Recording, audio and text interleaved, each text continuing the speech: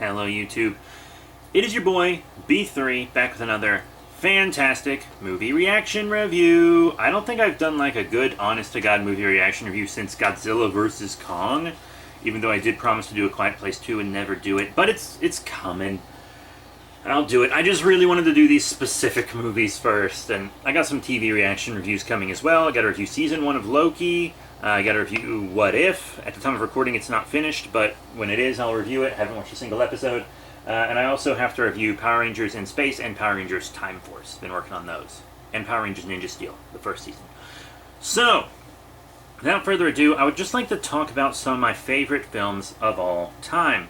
That's right, the next few reviews will be over some Ray Harryhausen classics. Whoa, that was weird. Yeah, some classic Ray Harryhausen films for all of you to suckle upon the teat of. We will be doing the Sinbad quote-unquote trilogy, even though they don't really seem to be connected in any way. But today we are doing what many consider Ray Harryhausen's greatest film, Jason and the Argonauts. It's not my favorite Ray Harryhausen film, but it's probably a close second. It's really, really cool. So, quick little blurb about the film. Fantastic special effects by Ray Harryhausen and exciting mythological adventure make this a film that is fun for everyone. It's the story of Jason, played by Todd Armstrong, a fearless sailor and explorer who returns to the kingdom of Thessaly after a 20-year voyage to make his rightful claim to the throne. But to do so, Jason must first find the magical golden fleece.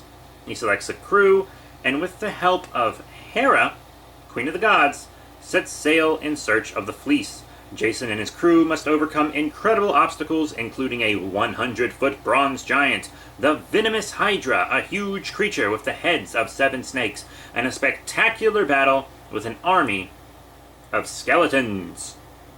Yeah, it's from Columbia Pictures and Charles H. Schneer. I'm very familiar with Schneer's work. It's got Todd Armstrong as Jason, Nancy Kovac as Medea. Good thing they didn't make a sequel, because Medea is a fucked story. It's co-starring Gary Raymond, Lawrence Nasmith, and the screenplay is by Jen Reed and Beverly Cross. Associate producer Ray Harryhausen, directed by Don Chaffee. I wanted to give those credits because I feel like Ray Harryhausen is the only person that ever gets credit for any of these films. And that's kind of a shame. You know, it's about 104 minutes. Pretty fun film. And it is really good. You know, I really liked it. These are probably some of the best possible special effects from the time.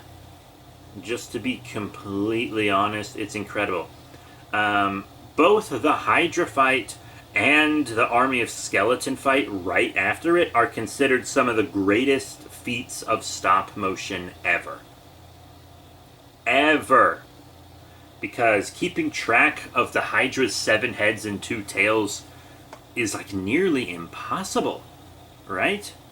Nearly impossible. And if you forget where one head's going or make one little mistake, you have to start all over. And the crazy thing is that the Hydra isn't even what Jason fights to get the fleece in the myth. So that was something they just threw in because they thought the Hydra was more familiar or cooler or something. Even though it was much, much harder to do. Infinitely harder. And in the skeleton fight scene, the choreography and everything in that, like, it took some serious stuff.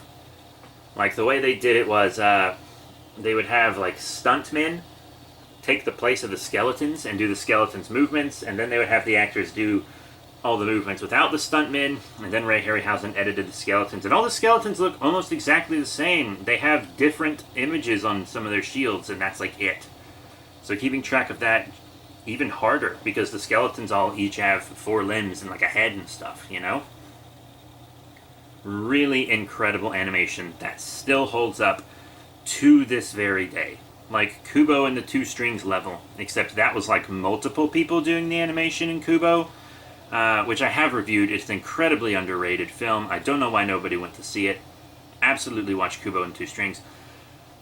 But this is probably the greatest feat of stop motion ever done by a single man. Until, of course, because I'm recording this before Phil Tippett's Mad God releases. When Mad God releases, that's probably going to blow this out of the water, to be completely honest.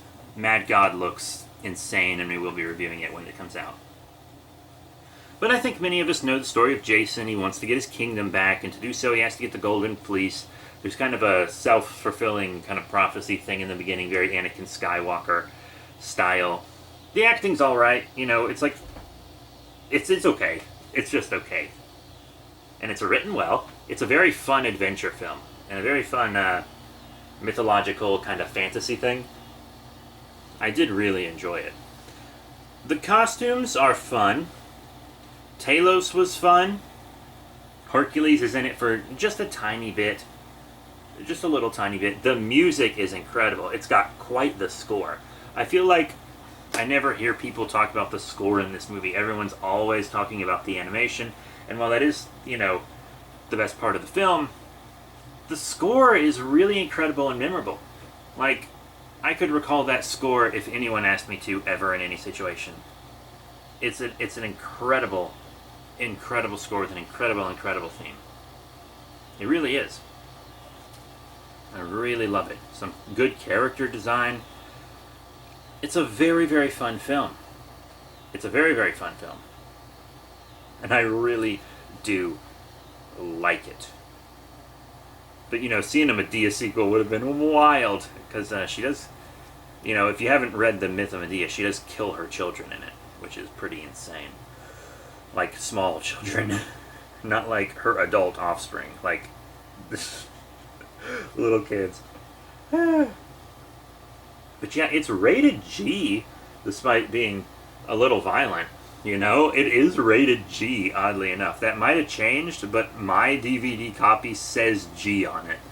So, keep that in mind, even though people, like, die and drown and get crushed and stabbed. For some reason, it's got a big old G rating on the back.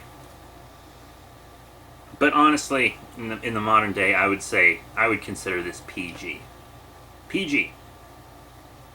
But most parents are going to let kids watch PG films by themselves anyway, so what's it matter? But that's it for Jason and the Argonauts, the Ray Harryhausen version. Thank you all very much for your support. Remember to rate, comment, subscribe, and check out all the cool links in the description below. Facebook, Twitter, etc. So that's it. Thank you all once again, and I'll see you all next time.